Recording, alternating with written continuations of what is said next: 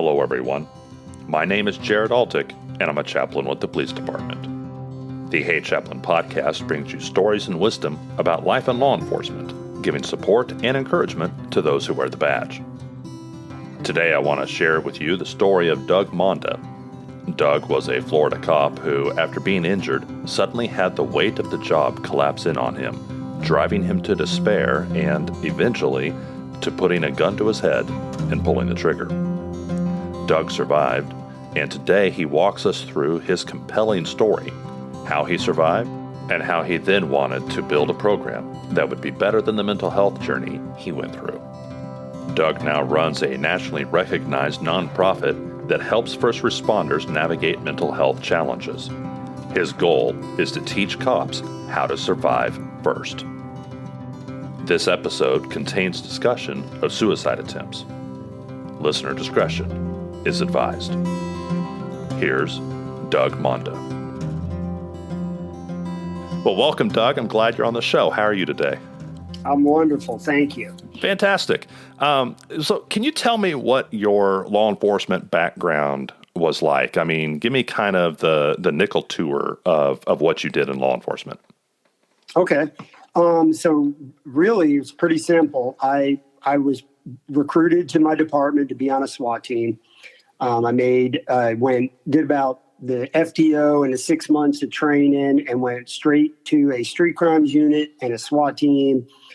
And then I bounced around from street crimes to drug agent to a gang task force to every task force known to man, ATF, FDLE here in Florida, DEA. Oh, wow. Things of that nature. I finished my career on SWAT and as an agent. Spent pretty much my entire career in that capacity. Okay. Now, you were a professional athlete before that, weren't you?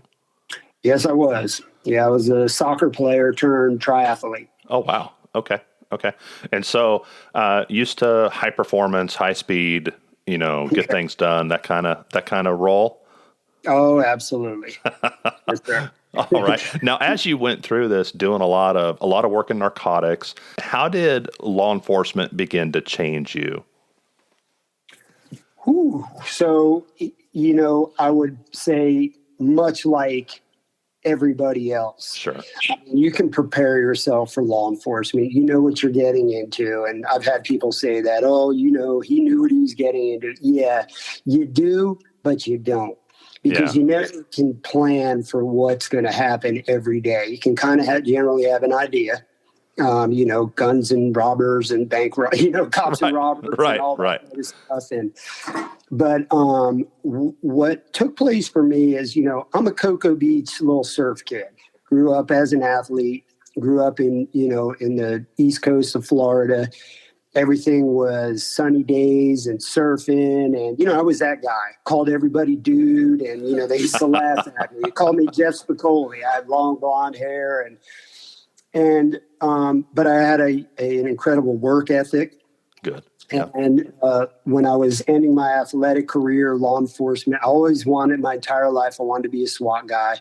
I come from, I was born in the 60s, so I come from that 70s era, the original SWAT show, and always wanted to be that guy and do that type of stuff. And when I got to law enforcement, it was great. And I was having a lot of fun. And for a high-speed guy like me, it fit the job. I could go 100 miles an hour. But what took place that I wasn't prepared for was the inhumanity. And a lot of people don't realize that. And for me, I'm a little different than the average cop. I didn't write tickets, turned my ticket book in that I got when I got hired and turned it back in when I retired and never wrote tickets, anything like that. Grew up in a very Christian household, so I had a lot of strong beliefs. And then within my first or second year, I became a sniper. As a sniper on the SWAT team. And then I also became a Blackwater sniper. And so I did more stuff than the average person did in that capacity. And so I was, I basically was deployed to Hurricane Katrina. I protected dignitaries, from vice presidents, all that type of stuff. So I was pretty spread thin and experienced a lot of things that the average person didn't. And in those travels, especially Hurricane Katrina, I watched people killing each other and robbing each other for TVs and things like that. And it was that inhumanity of the way people treated each other. And especially when I went to Louisiana, on TV, you saw the people on the roofs. That was very far and few. What really was taking place there was robbery and rape and murder and people stealing and killing for, we saw 2 guys do it for a flat screen TV. They were walking in waist deep water with this TV. Didn't have a house to put it in, but had a TV.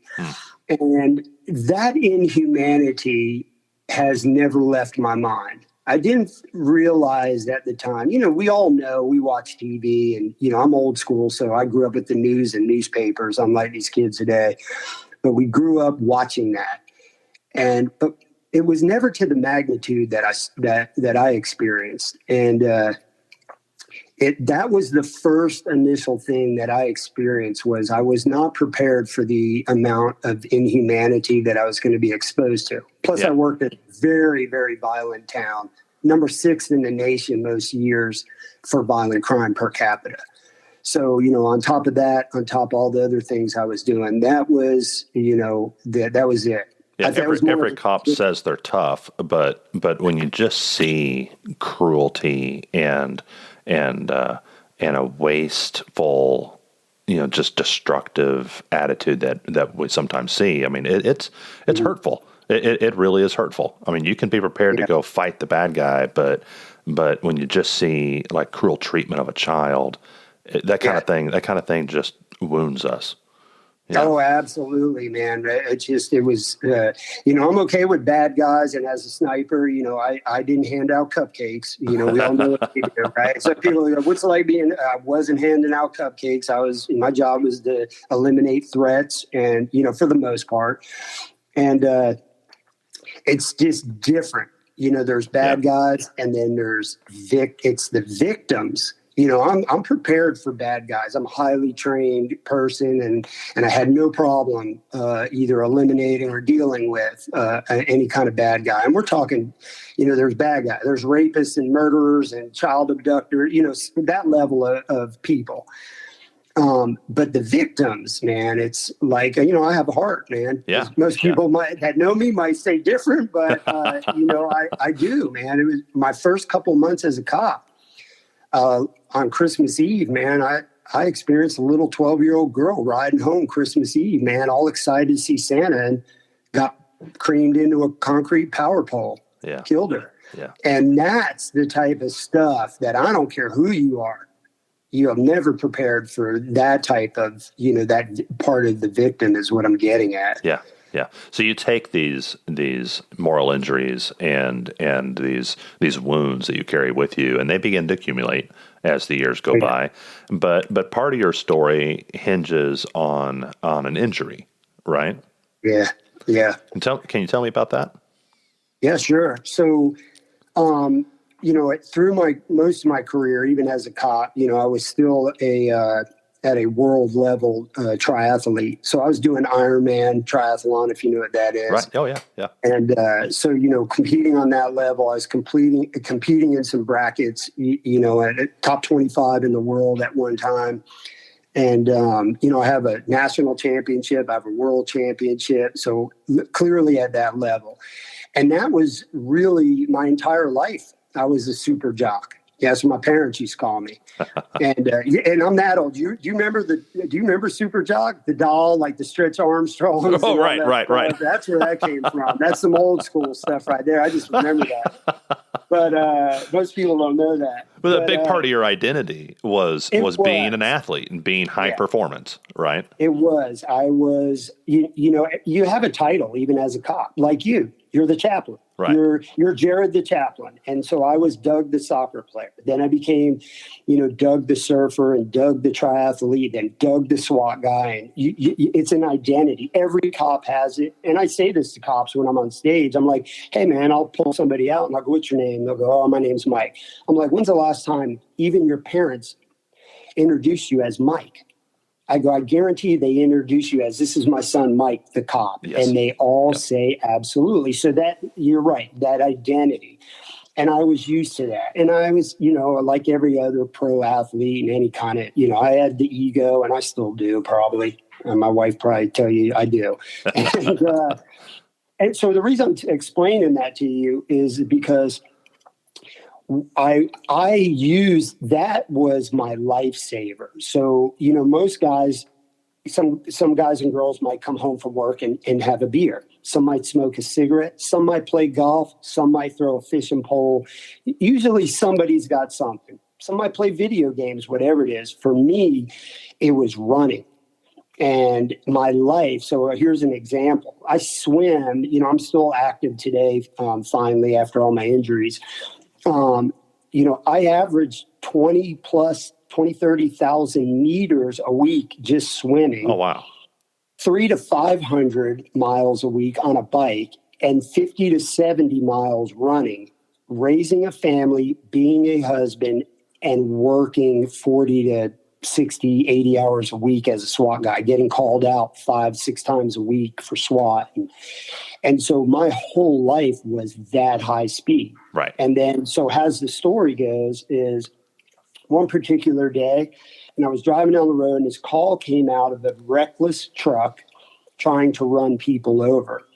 And I am that guy. The title, The Magnet. I won't cuss on your show. My wife gave me strict orders not to cuss on the show. But I was the magnet. And lo and behold, this truck pulls right out in front of me, literally 5 feet out in front of me. The one you were looking for, or a different one? Yeah, the one that came out. I wasn't looking, it just came out in front of me. I was driving. And so this truck, and I'm watching it, and it's a big full-size Ram Dodge pickup truck, and it's driving super erratic. And and what it was doing, it would go into yards, it would run over mailboxes, it tried to run over some people. And then I'm chasing it, and we get to an intersection, a 4-way intersection, and the truck spins out in the middle of the intersection. And so I worked in a predominantly, as most people call it, the hood. 20,000 people, 17,000 were government housing. So you get the picture, right? Yeah. And so when people wreck in those type of environments, they like to get out and run. And, when you're a world-class triathlete, you don't want to run from me. You better pack a lunch. So that was fun. Right. So I loved when people ran because it was like a joke for me. Like, okay, I'd test myself. I'm going to catch him in 30 seconds. And so I jumped out the car thinking this guy's going to get out and take off running. And he didn't. It was like the one time it didn't happen. And all of a sudden the truck started coming straight for me. And I knew instantly why he didn't have to come towards me. He had 4 roads he could have took off down and got the jump on me, right? Right. So the truck's coming towards me. I go, man, and then everything, and any cop who's ever been in this situation, a shooting, anything like that, life slows down to slow-mo. And it's coming at me, and And finally, I'm like, wow, man, this guy is going to try to run me over. So I'm like, okay, I'm going to shoot him. And, it's not my first rodeo, and the truck's coming at me, and I'm pointing my gun, and you think about, I don't miss, I'm a precision shooter, but I can't see the guy driving the truck, but I can see the steering wheel. The reason I couldn't see is the sun was glaring. I'm in Florida. So, it's, as I always say, it's hotter than 3 hells in Florida with that sun, right? And so the sun is in the window, but I see the steering wheel. So I go, okay, man, just shoot the steering wheel. You're going to catch him in the chest, or raise up a couple inches from the steering wheel and pop him in the head. Right. And just as I about to do that, a little head pops up behind the steering wheel. It was an 11-year-old kid. Oh my. And when his head popped up, I saw my oldest son all of a sudden, I remember it vividly. Obviously, it changed the course of my life. Right. And I just froze and went, oh my God, it's a little kid. And the little kid plowed into my car, which plowed me into an oak tree. And that was the catalyst. Suffered a severe back injury. Didn't know it at the time. Had some bone fragment in my spinal cord. I had ruptured disc, and I also suffered a severe brain injury. And that is the injury that forever changed my life to this day. I'm still impacted by it. So at that point, the world champion trial, I was actually training for the world championships for Ironman, which would have been in Hawaii at the time. Right. And so everything went down the toilet, so to speak, at that moment when that kid hit me. And that was the start of the downfall. Now, from there, you're going to have time off because you're injured, and that often really affects an officer to be out of his routine and to be away from his coworkers and that kind of thing. And like in a lot of cases, depression became part of your story too. Can you tell me about that? Yeah. Yeah, it's exactly how it went. I was never prepared to sit on a couch. Never sit on couch. Wasn't a TV watcher. Wasn't a video game player. I was moving at a high rate of speed. And so you're right. I got injured. I had to go home for the first time. And, I'm the type of guy that I didn't ever take lunch. Didn't really have to most times in my career, but I wasn't a lunch taker. I didn't call out sick. I went to work when I was sick. I'd want to stay home when I felt good so I could go surfing. So I was a worker, right? And I went home and I got put on a couch. Could barely move, could barely function. And what took place, as far as I know, now I'm not PhD kind of guy or anything like that. I can only go by my life's experience, but I sat on that couch, and what took place was every horrible thing that I had encountered in my career, all the trauma, all the dead things, all the shootings, all the all the stuff. I finally, for the first time, had time to think about all that. Now, you think about it, of course, sure, but I had plenty of time to think about it. And so obviously that was making the depression worse. And then, how did I deal with going, okay, I'm never going to be a world champion. I'm never going to be an athlete. They're telling me I'm never going to run. I can barely, at this point, Jared, I can't even wipe my own butt when I go to the bathroom. That's how bad it was. Yeah. So I'm sitting there for the first time, requiring help from people. I had recently gotten divorced after 17 years, like every other cop, right? The marriage went because I was so busy at work doing my job, I was never home doing my job. Yeah. And it finally took a toll on me. So all these things, man, just instantly started piling up on me. And I wasn't, I wasn't prepared for that. I wasn't taught that in the police academy. I was never taught that in work. Even with a background in spec ops, that's not what we talk about. We talk about taking a bullet and moving forward, and that hut mentality. Some call.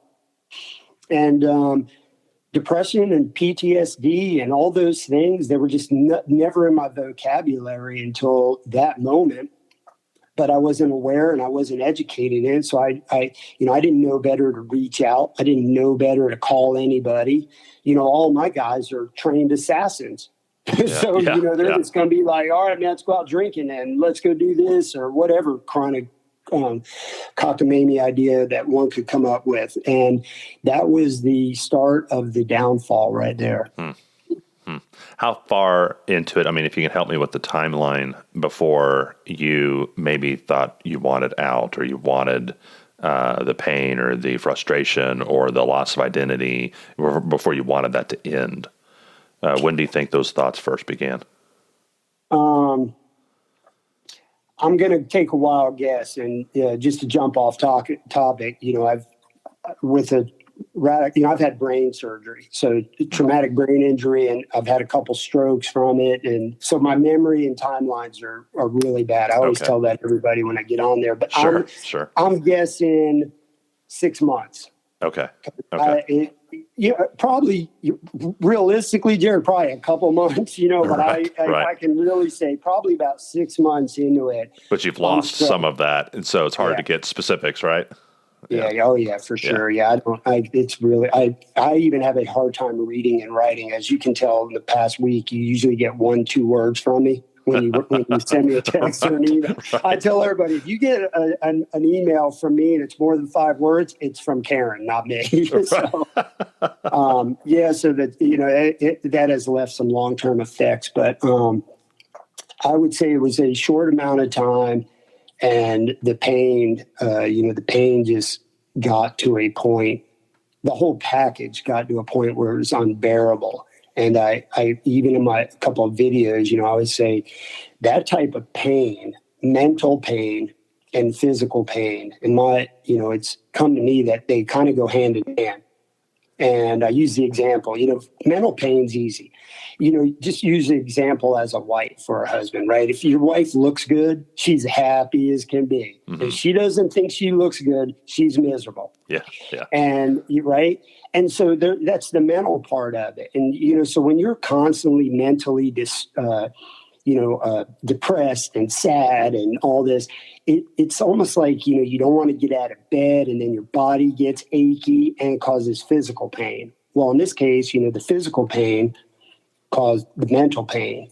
And there's, at that point in my life, you couldn't medicate that pain. I'm not a pill eater, and I'm, any of that type of stuff. I'm terrified of drugs and things like that. But they couldn't medicate the pain that I was going through physically and mentally. Right. And I tell everybody when I'm telling the story on stage, I'm like, listen, man, I go, everybody remembers September 11th, where these guys were jumping out of windows.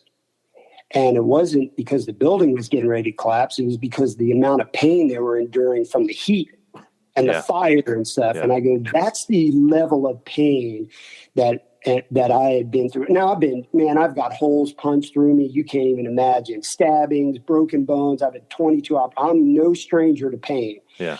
And, when you run full speed for 140 miles, trust me when I tell you, I know pain. Yeah. This is a pain that is undescribable. Yeah. And there is a type of pain that it's not that you're wanting to jump to your death. It's that you're wanting to get away from that pain. Yeah. Absolutely. When I have conversations with people and they go, man, I'll tell you, my back was in such bad shape. I just wanted to shoot myself. They don't realize what they're saying. Yeah. There's an actual pain that could actually lead to that. Yeah. Yeah. Right. It's that kind of pain, man. And that was what I had never experienced before in my life. Can you tell me about the first time that you tried to take your life?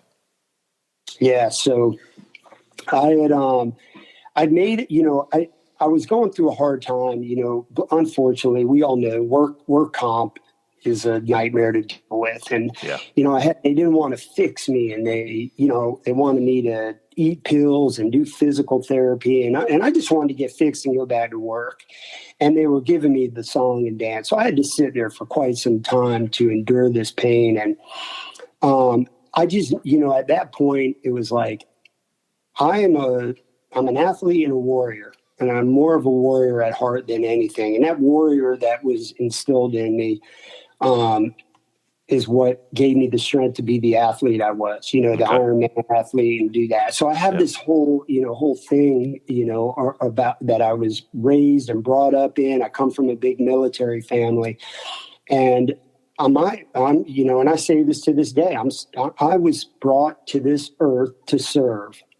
Whether in a good way or a bad way or whatever, God put me on this planet to serve. And that was something that impacted me, because I didn't want to be the guy that sat in a wheelchair and sat on a couch and have people take care of, nor did I want to be the guy that couldn't surf or couldn't run or do all those type of things. Everything had been taken from me in the blink of an eye. And I could not handle that. And then, the depression, when you're depressed, you manifest everything. No Yeah. big secret. It's the little things when a little thing happens to you when you're in a good mood, it's no big deal. But when it happens to you when you're depressed in a bad mood, it's the world's coming to an end. And my world was ending. And it was ending in a way that I wasn't prepared for. And and the pain and the misery. And so I wasn't going to be any good to my kids. I wasn't going to be able to play with them or provide for them. I know, when you're out of sight, you're out of mind, right? All your buddies are raising their kids and working, and then you're like, nobody cares about me anyway, and I just need to get out of here. And that is what took place in my life, and never in a million years did I ever think that I would ever be at this place. And my life was great, man. I had a beautiful home on the beach. I had Porsches and motorcycles. I'd made money in my day as an athlete and doing other things. So it's not like, it was, I was starving and all these other things that people experience.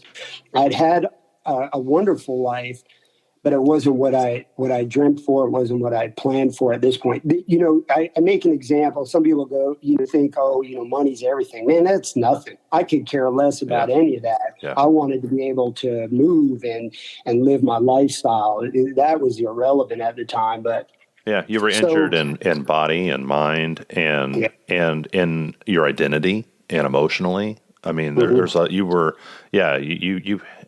you had a large burden to carry. Yes. Yeah. Too large for me, at the time. And so to make a super long story, I'd been dealing with work, and I'd been dealing with these other things, and, in this whole process. And I just was like, the only way I'm ever going to get away from this pain is I've got to leave. And I meant it. And I didn't ever tell nobody. I wasn't the type of guy. I'm still not the type of guy that calls people and complains and, woes me. And I just made up my mind. And I had a lot of resistance at the time. I had a crappy girlfriend at the time. My work was giving me a hard time. They don't mean it, but they're, hey, when you coming back to work, we're posting overtime. And I'm like, dude, I'm in a wheelchair, man. Right. Like, what don't you get? Right. That type of stuff.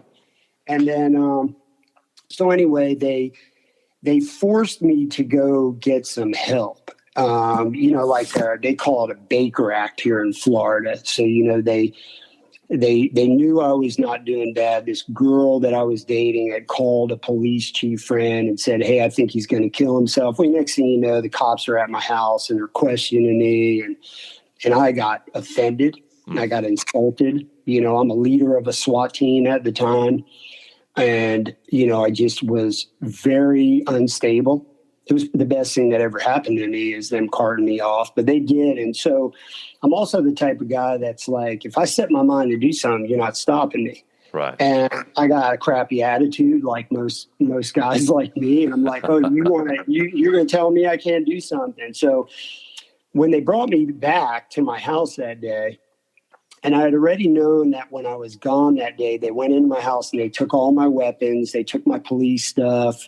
My girlfriend at the time said, yeah, come in his house and take all his stuff. And so I was super upset about that. I felt violated. Sure. Yeah. Betrayed and all those things. And so when I got home, my Porsche was in the driveway, and in Porsche, I had a particular Porsche that had hidden compartments. The door handles on most Porsches, not that it's a big deal, but I always tell the cops this, so if they ever pull a Porsche over, they know that Porsche door handles are hidden compartments. But I had my gun in there. Nobody knew it. And so my neighbors and a couple of my SWAT guys and my girlfriend, they were in my front yard because they knew, I told them when I get home, I'm whooping everybody's butt. And so they were expecting that guy. Right. And so I came home, I walked up, walked right up to my car, and they're all watching me. I pulled the gun out. I walked to about the front door area of my house, put the gun to my head, pulled the trigger, and nothing happened.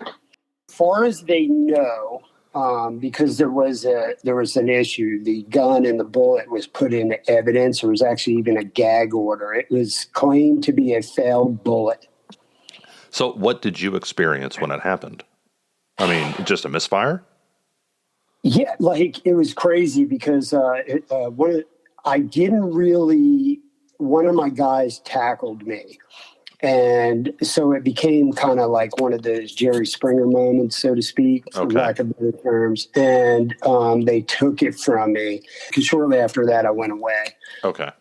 But yeah, it was weird to be precise about it. One of my guys, he asked me what I thought, just like you did afterwards. And I said, I don't know why, but for whatever reason, I said, you remember that scene in Ghost where you're where the dude dies and the black things come from out of the ground? Do you remember that? Right. Oh, yeah. That I would, and he said, because he was there, he goes, I remember you doing that. And I was staring down at the ground. I actually was like, wow, that movie was right. I didn't even feel it.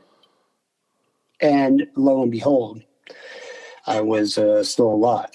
So it was weird. You know what I mean? Yeah. You're kind of out of your mind at the time. Those type of things happen. But that's basically what I was thinking in my sick head at the time.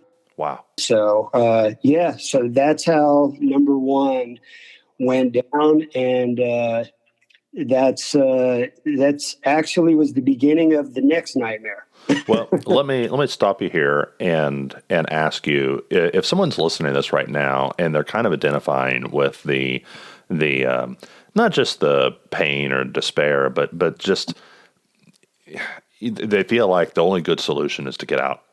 And if they're going to finally fix something, it's going to be getting out of this life. What should they do right now? I would say the absolute best thing that anybody could do in that predicament is to take 1 second of your time and think about who could I call or who could I talk to, who I trust enough and who I believe in enough that could give me the answer that I'm looking for. That's a very difficult thing to do in a moment like that. I can say that's what you should do. That's not obviously what I did, nor did I have the education in that at the time. And that's just a whole nother topic of why we need to highly educate our law enforcement, our first responders and families about this matter so that it can become a common knowledge of when you get into this spot.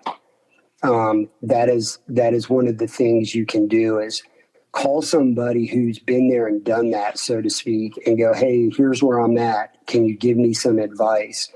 Because I clearly, as you and I have talked about, if you look at pictures, when you look at a picture of me, there's one or two pictures. I either have this horrible look on my face or I have a huge smile on my face. Yeah.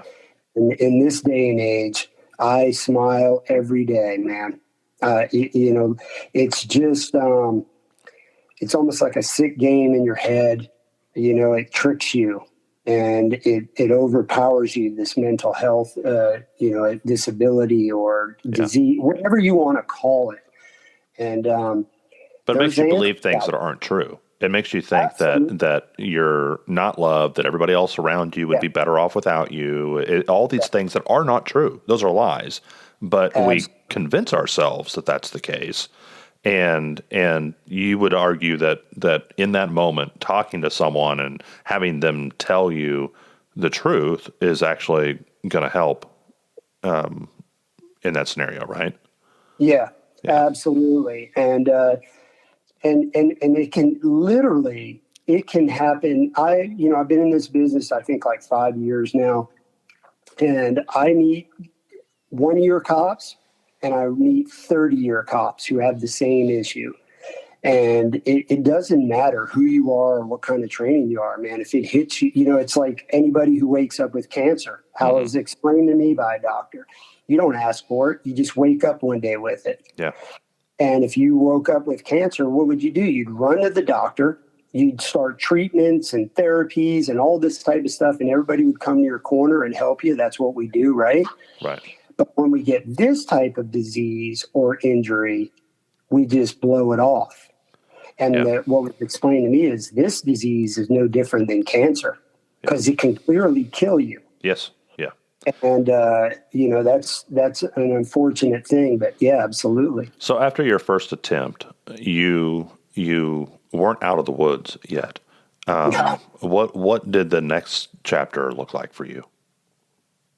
So I went and I managed at the time. I had a crappy police chief who was more worried about his golf game every week than he was his guys, so to speak. I'm not going to bash his name, or I'm not that guy, but that's what I was dealing with.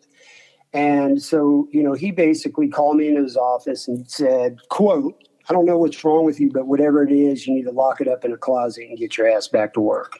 Oh, wow. I said, "Yes, sir." So they put me right back to work. A couple days after this whole nightmare went down, they put me back to work. Putting a gun to your head and pulling the trigger. Oh, they then yes, put you back to work. Yep. Yeah. Put me back to work. The chief had sent me to some wackadoodle. And he goes, "Yeah, a guy like you," because, like we talked about, I need to be working. I need to be running. He says, "You need to be busy." So obviously I wasn't physically able to do what I was doing, but mentally what their plan was is they put me in sex crimes, juvenile sex crimes in the detective here. So here's a depressed, suicidal guy working child rape and all this type of stuff. Yeah. That's only going to increase the moral injury that you're absorbing. Yes. Okay. So, a few months go by, and that chief left by the grace of God in that time. And, I started to physically get a little bit better from my injuries. I had had my surgery. I had a couple surgeries. I had multiple shoulder surgeries, back surgeries, things like that. Right. And, but nothing was being taken place. Work didn't mandate anything. But the one thing that I was able to do at the time was that I had reached out to get some help for myself, because I wanted to be an athlete again. I knew what I needed to do, and I knew what I needed to do, to be a leader on a SWAT team. And so I kind of reached out for some help through EAP, which failed miserably after about the second time. I tell the story all the time, man, a true story. The freaking therapist hit on me. And I thought it was a setup.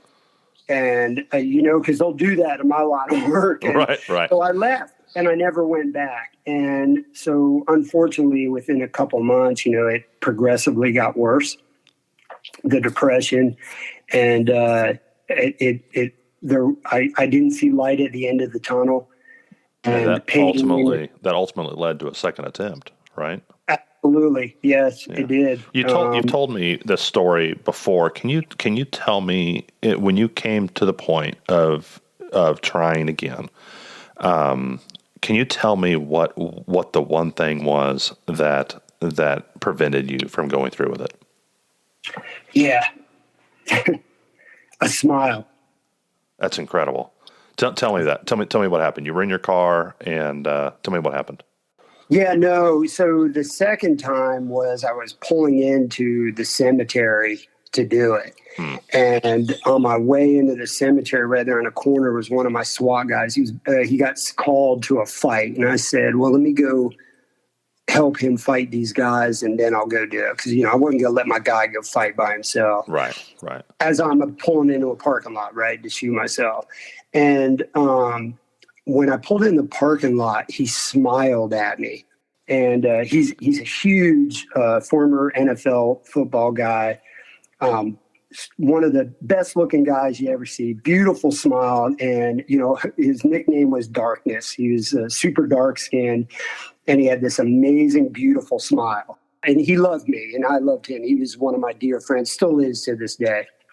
And when I saw him smile, it changed the course. I was like, wow, man, I can't do this to him because he's going to have to clean this mess up. And I don't want him to have to live with this the rest of his life. So I said, let me go home and I'll do it when I get home. And he saw the look on my face. He said, I also had my hand on my gun, and I wore my gun on my chest. I had a pack that on that day. I never wore a police uniform like most guys. Right. And, he called another buddy of mine and the chief. We're all good friends. We're all SWAT guys. So when I did that, I go, I'm going to go back to the office, do some paperwork, and go home. When I went back, they were waiting for me in the office. He called him and said, hey, man, there's something wrong with Doug again. Yeah, we need to intervene. I see the look in his eye. Yeah, they had seen it days coming. I started doing all kinds of weird stuff. I guess I didn't know it, but at the time I had been giving off signs that something was clearly wrong with me. I was giving away a lot of my stuff. Yeah. Yeah. I wasn't aware of it, is what the guys tell me. And so he called my partner and he said, "Hey man, something's wrong with Doug. I see it." And so he said, "Yeah, I think he's on his way back to the office." So my partner ran and got the chief, who was we were drug agents together, SWAT guys together. He had been the chief 3 days when this happened. And so he ran to his office. He said, "Dude, we got to get Doug, man. He's going sideways again." And so when I pulled into the PD, there was a handful of my SWAT guys there. And I was like, "Hey, what's going on?" And they were like, "Come in the office. We want to talk to you." And that was basically intervention. They basically, life-changing. A couple of them were crying. Yeah. They were like, "Dude, Doug, man, we love you, man. What's wrong with you, man? You got to get help. We need you." And it was kind of like the Grinch Who Stole Christmas. Remember at the end of that when the heart grew? Heart grew 3 times that day, right? Yeah. It was what I needed to hear. It's what I needed to be done. And the fact that my guys were loving on me is what I needed at the point. Yeah. And my chief, one of the other commanders said, "Hey, man, we got to get rid of him, man. He's a liability. I'm a guy who carries automatic weapons, and, I'm a leader of a SWAT team. I'm doing all this high-speed stuff, and so I'm a liability. And access to explosives, you name it, right?" Right. And my chief looked at him and he said, "No, he's one of us. We we created this monster. We're going to fix it." And he said, "And second, he's my friend. So don't ever say that again. He's one of us. We're going to fix him and get him back." Yeah. And that was his attitude. That's still his attitude. He was pinnacle in changing the way we did business out here in Florida. And they loaded me in a car and they drove me to a hospital in Tennessee. Wow. 13-hour drive. Wow. And they sat in a hotel room for 5 days while I was in this hospital while they figured out what was wrong with me. And then they took me from there back to Florida and they put me into a treatment center. Wow. And I spent about 45 days. And once I was done, they, to include my chief, came and picked me up and brought me back. And my chief said, "Doug, take some time off, clear your plate, no rush. When you're ready, come back to work." Yeah.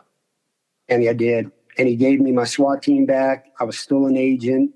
He gave me everything back that I had before because he told me, he goes, "Go get help and get fixed. And I promise everything will be waiting for you when you come back." He wasn't threatening to take away who you were. Nope. Yeah. Nope. Yeah. No, he That's knew. incredible. He knew, man. He was like, "Man, this, he's a good worker." I was a great worker. I was officer of the year. I had all kinds of, I was highly decorated. Yeah. And it's, he saw the change and I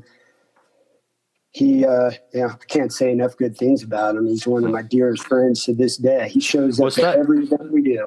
Was his example and maybe others, was that part of you moving from someone who needed help to someone who wanted to give help? Yeah. So when I came back, it is the way life works.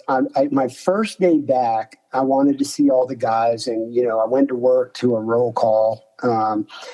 And the first day, one of the police officers was sitting next to me. He goes, "Hey, can I talk to you for a minute?" And I was like, "Yeah, sure." Yeah, I was very well liked, and I liked everybody. Everybody liked me. I was that guy. And so I was like, "Yeah, sure." And he goes, "Hey, can I ask you a question?" He goes, when you were down there, did they put you on medication?" And I said, "Yeah." And he goes, I go, "Why?" He goes, "Because I'm really depressed. My girlfriend left me. I'm super depressed, and my doctor put me on medication. I just wasn't sure if it was okay or not." And I figured I'd ask you for advice. And I went, wow. And then it was a couple days later, because the gossip, right? Oh, yeah. Everybody knew what went on. And I started getting phone calls. And I even had a chief call me and go, "Hey, I got a guy I'm concerned about. Can you give me advice?" And when I came back, I looked around. And so I had two things going for me. I had my regular job, and I was surrounded by spec op guys. And I went, wow, man, I'm not the only one. No. Like I could see the look in everybody's face and see how they were struggling. I came back and I was like, man, this is a broken system. And we have to do something about this. And I was so frustrated of how I was treated and the process that it took me through. I knew, right? And that's probably the SWAT guy in me, right? Precision, like, hey, there's Sure. a better system. There's a better plan. And we need to do something about it. And I was so bothered by it that I called a couple police chief buddies of mine, one of them being an FBI National Academy bigwig. And I said, hey, man, I got this idea and this is the problem. And they were also communicating with me while I was out and getting help. So Right. I knew them like that.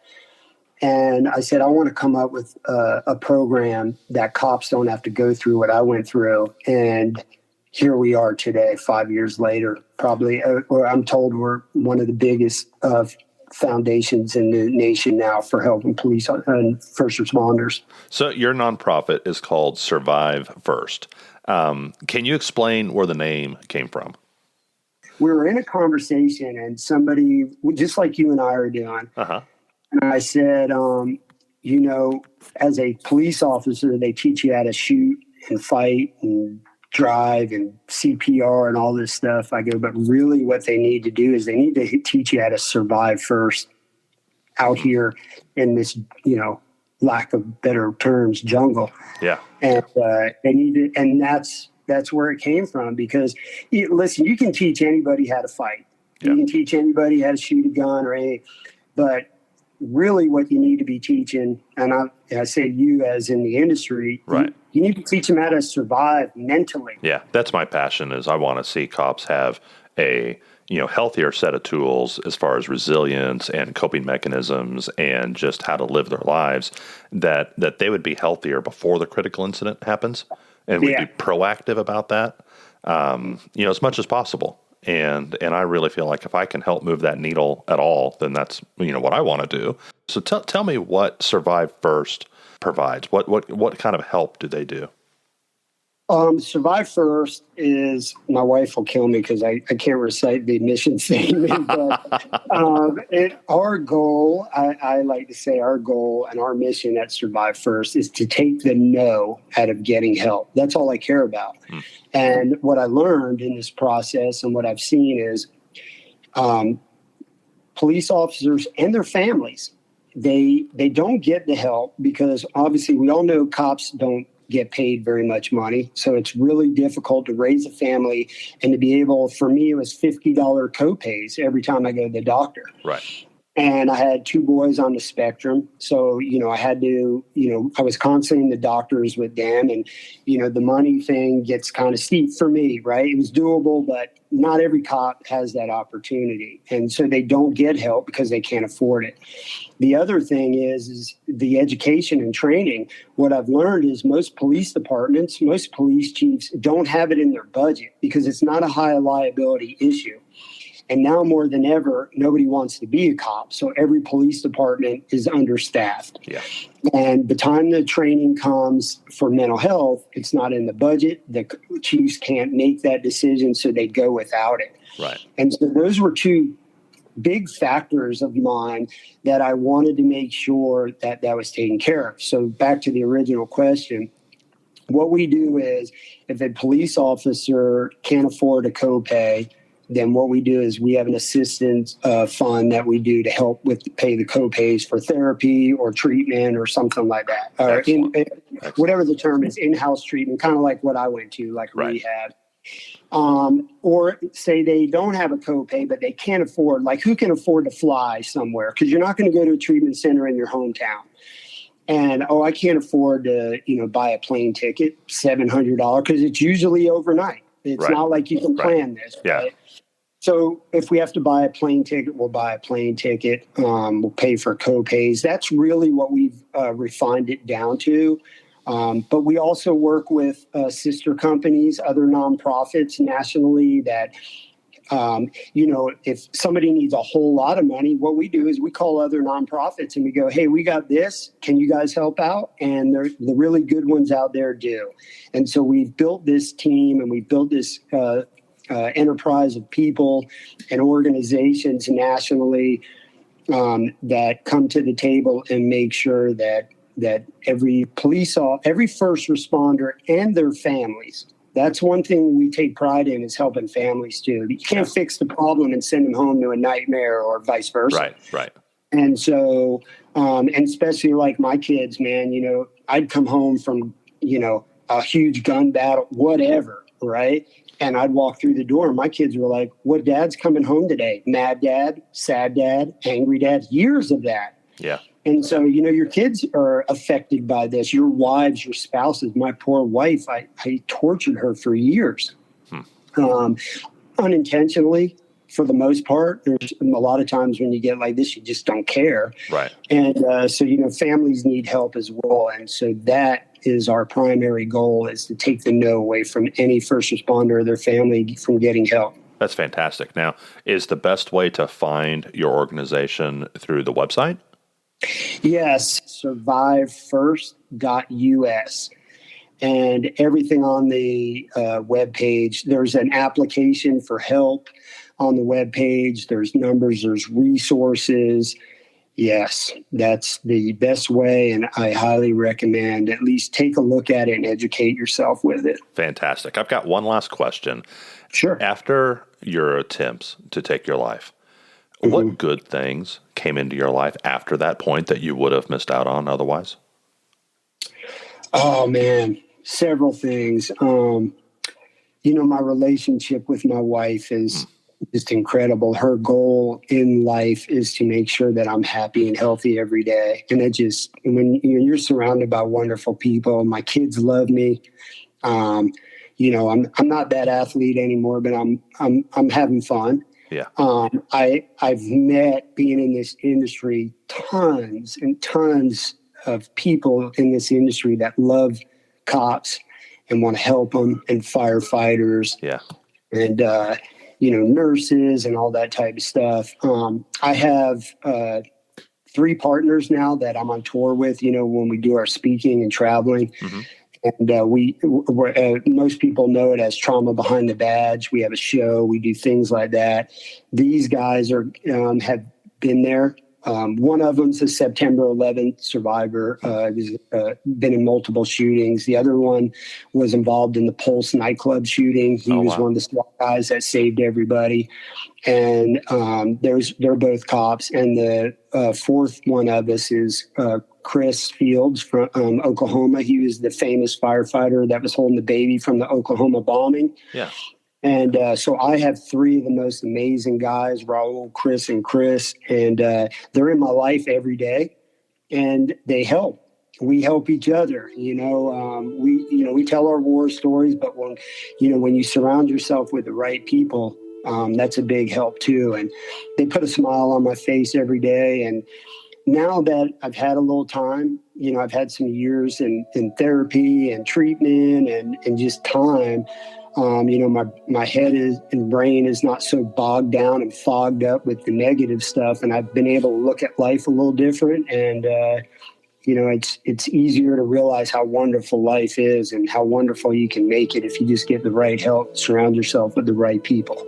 God bless you, man. That's beautiful. Thank you. Yeah, man. Thank you, man. I'm honored that you to have this conversation with you. I want to thank Doug for sharing his story with us. His nonprofit, Survive First, is a great organization that provides real help to get the best possible resources to first responders who need them. Their website is survivefirst, FIRST.us.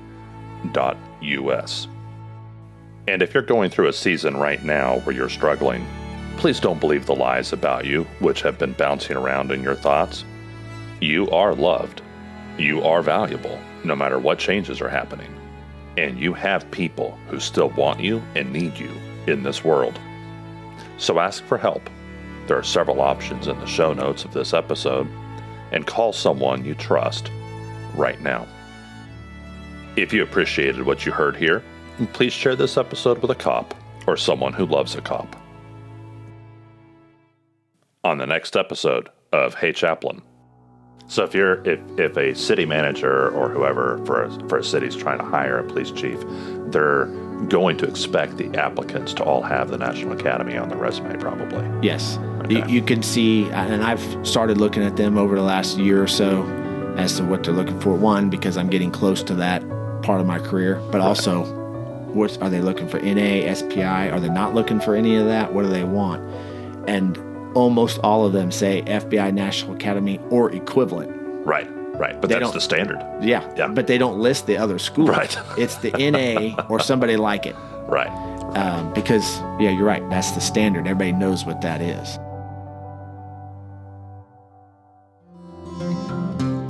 The views expressed here are the personal views of the host and our guests and do not necessarily represent the views of any law enforcement agency or its components.